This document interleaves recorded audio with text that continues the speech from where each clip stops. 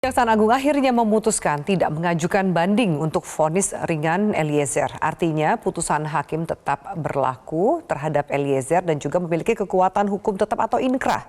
Sementara peluang Barada E atau Eliezer kembali berdinas di Polri terbuka lebar. Kita membahasnya bersama mantan Hakim Agung Gayus Lumbun dan pakar hukum pidana Albert Aris. Pak Gayus, Mas Albert, selamat malam. Ya, selamat malam. Baik. Ya, Pak Gayus, saya akan ke Pak Gayus terlebih dahulu. Bagaimana Pak Gayus melihat bahwa akhirnya jaksa memutuskan untuk tidak mengajukan banding, sementara hukuman ini jauh sekali lebih rendah dari tuntutan jaksa yang 12 tahun. Apakah ini lazim atau tidak? Kalau ditanya lazim apa tidak, tentu jawaban saya tidak lazim. Karena semua praktisi hukum tahu bahwa kalau jomplang terlalu jauh, ya jaraknya terlalu jauh, itu pasti mempertanyakan bagaimana profesionalisme kejaksaan, namanya JPU ya, untuk mendapatkan satu hasil kerja payah, kerja beratnya, sehingga dituntut sekian lama, diputus sekian rendah. Nah ini kalau kelaziman ya.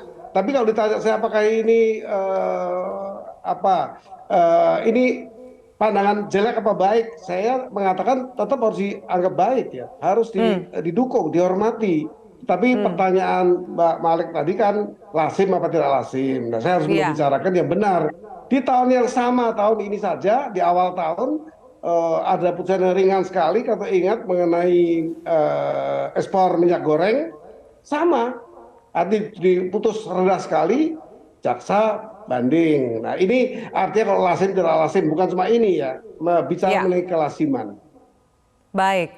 Lalu ada faktor pemaaf yang dalam artian dijelaskan tadi oleh pihak Kejaksaan Agung.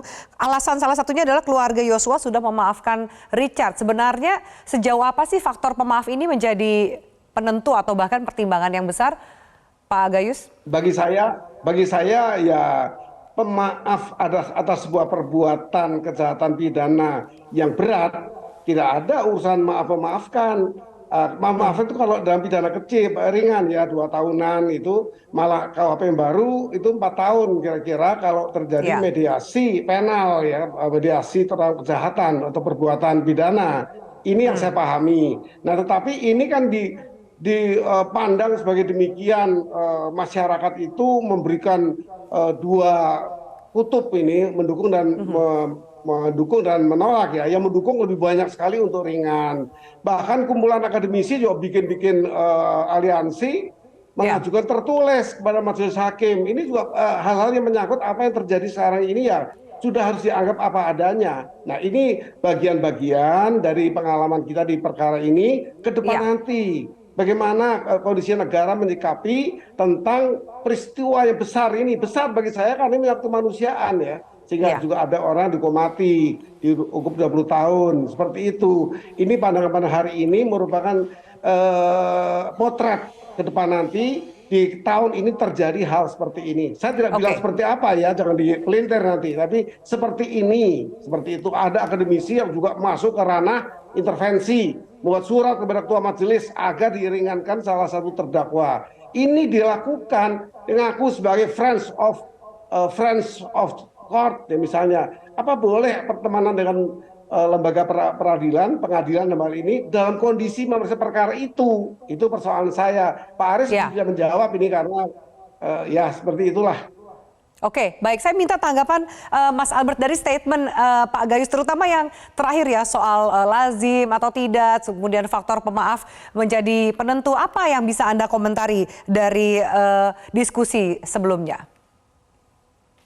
Iya, terima kasih Mbak Afi. Terlepas dari segala perbedaan pandangan yang ada ya, kalau menurut hemat saya, putusannya adalah kombinasi tadi dari pemaafan dari keluarga korban yang ditujukan kepada Richard Eliezer dan juga peran Richard Eliezer yang ditetapkan oleh hakim sebagai saksi pelaku yang bersedia untuk mengungkap perkara ini, atau kita kenal dengan istilah justice collaborator. Nah, kita berharap putusan seperti ini memberikan benchmark atau mungkin nanti bisa menjadi suatu landmark decision di waktu yang akan datang buat setiap orang yang memang berniat untuk jujur, kooperatif, dan mengungkap suatu perkara yang sulit pembuktiannya, uh, itu menjadi satu presiden yang baik buat di waktu yang akan datang, sekaligus Ya. untuk pembaruan hukum acara pidana kita yang bersinergi dan integratif, Mbak Afi.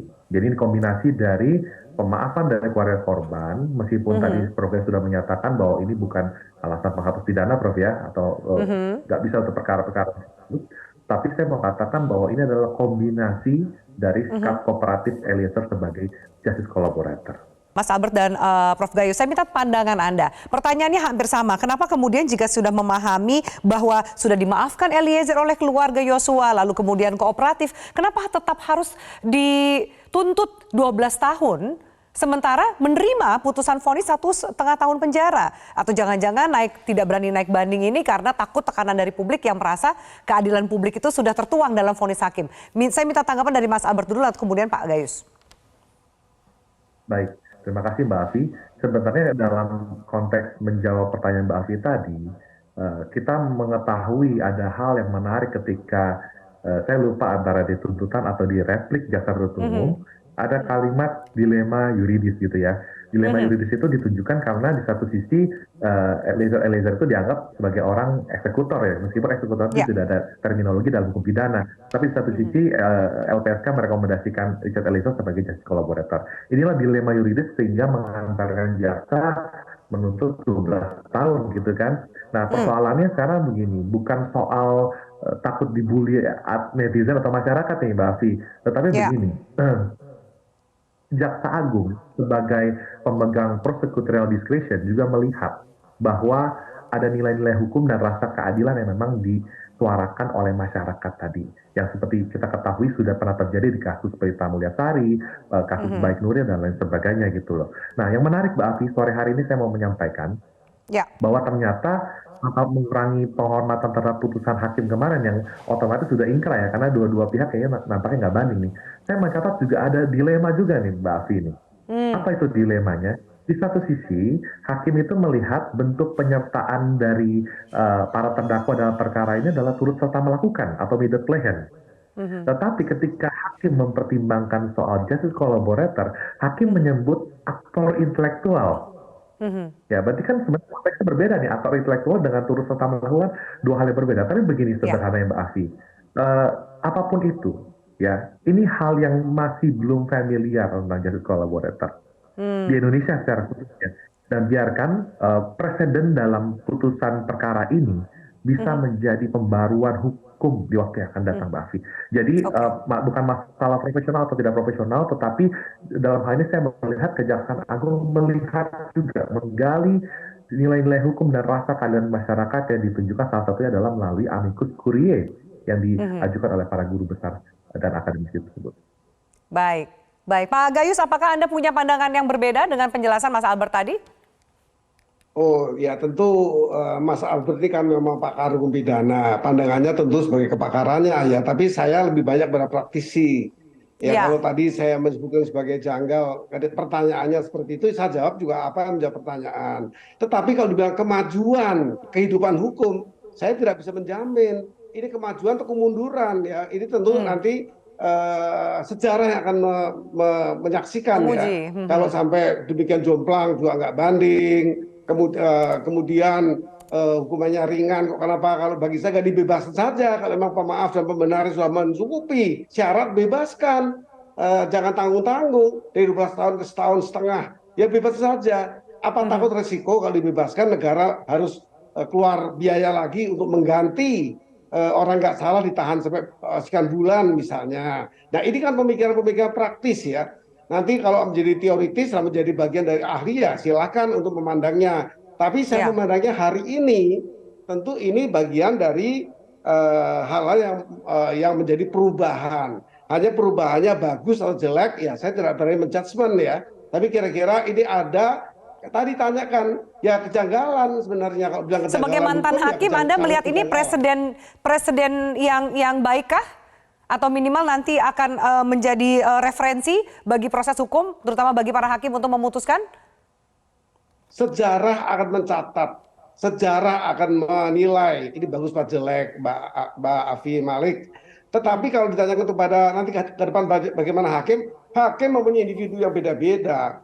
Mereka manusia juga. Ada manusia yang disebut berani untuk memutus seperti ini. Di mata saya tidak. Kalau mau berani ya bebaskan. Keyakinannya bahwa ini orang memang pahlawan. Ini terdakwa memang orang-orang yang berjasa kepada pembaruan hukum. Bebaskan. Karena ada faktor bisa membebaskan. Pasal-pasal yang memberikan pemaafan dan pembenaran. Hakim yang berani ya bebaskan, itu hakim yang berani, jadi tidak tanggung-tanggung. Sekarang jadi Anda melihat apa? Hakim Wahyu ini kurang berani karena nanggung vonisnya 1,5 tahun saja? Ya, saya akan lanjutkan. Ini kan menyulitkan terdakwa. Kalau bebas, jadi pulihkan harkat dan martabatnya. Dia bisa langsung bekerja karena yang salah yang dakwa. Kemudian dia tidak perlu melakukan upaya-upaya lainnya. Seperti itu. Kalau memang yakin bahwa ini memang patut ya untuk dimaafkan, dibenarkan, bebaskan. Itu berani. Ya, kalau ada kata ukuran saya seperti itu. Baik. Saya minta tanggapan Mas Albert. Jadi ini berani atau tidak tercermin dari vonis yang dijatuhkan oleh hakim, terutama untuk Eliezer. Apa tanggapan Anda? Begini Mbak Afi, terlepas dari permintaan dari penasihat hukum Eliezer ya, yang nggak meminta bebas. Karena dia meminta lepas, onslaught van alle revervolging. Artinya penasihat hukum menyadari ini perbuatan terbukti, tapi ada alasan penghapus pidana yang kemarin dikesampingkan lah oleh hakim. Kurang lebih gitu Mbak Afi ya. Tapi poin yang maksud sampaikan begini Mbak Afi. Ini kan saya sudah sampaikan tadi bahwa ini sesuatu yang belum familiar di Indonesia. Kita memang sudah pernah meratifikasi UNCSC ya, konvensi menentang korupsi internasional itu ya konvensinya. Nah di dalam situ di pasal 32 dikatakan ini bukan hanya keringanan hukuman tapi juga kekebalan penuntutan. Nah masalahnya kalau kita lihat di Undang-Undang Perlindungan Saksi dan Korban, mekanisme pembebasan seperti yang dikatakan oleh Prof. Gayus memang belum tersedia di Undang-Undang Perlindungan Saksi dan Korban. Dalam pasal 10A Undang-Undang 31 tahun 2014 hanya dikatakan bahwa bentuk penghargaan yang diberikan kepada justice collaborator itu adalah salah satunya adalah keringanan penjatuhan hukuman, Mbak Afi. Nah, yang kemarin kita lihat itu adalah implementasi dari Undang-Undang Perlindungan Saksi dan Korban berupa penghargaan keringanan hukuman karena itu amanah undang-undang sekaligus merupakan leg spesialis dari KUHAP gitu, Mbak Afi. Nah, nanti ke depannya kita berharap melalui pembaruan KUHAP ya, ini bisa diatur secara sinergis dan integratif, Mbak Afi. Baik, mungkin pertanyaan terakhir saya minta tanggapan dari Pak Albert dan Pak Gayus bahwa kemudian seberapa besar peluang Eliezer bisa kembali berdinas ke Polri, berpegang pada hasil vonis 1,5 tahun yang baru saja dijatuhkan. Apakah ini akan berpengaruh pada sidang etik di kepolisian bagi Eliezer? Silakan ditanggapi dulu Pak Albert lalu Pak Gayus. Baik, ini tentunya kembali kepada peraturan internal organisatoris Polri ya. Yang saya dengar ada beberapa pendapat ya, salah satu pendapatnya mengatakan begini Mbak Afi, katanya kalau di bawah 2 tahun itu masih bisa kembali untuk bertugas di Polri ya. Saya nggak tahu peraturan internalnya seperti apa persisnya Mbak Afi. Tapi begini Mbak Afi, ini kan sidang kode etik ya, yang nggak ada kaitannya dengan tentang hukum. Artinya gini, kita berharap gini, kalau seorang Barada Eliezer itu sebenarnya adalah lebih baik dia memang kembali bertugas ketimbang dia itu tidak bertugas lagi di Polri. Karena bagi seorang polisi ya, Mbak Afi, lebih pedih rasanya kalau dihilangkan dari institusinya ketimbang harus menanggung hukuman penjara, Mbak Afi. Baik, Pak Gayus, mohon maaf, durasi saya sudah habis. Mungkin kita bisa bahas spesifik mengenai tema itu di lain kesempatan. Terima kasih Pak Gayus dan Mas Albert untuk waktu dan diskusi kita di Prime Time News pada malam hari ini.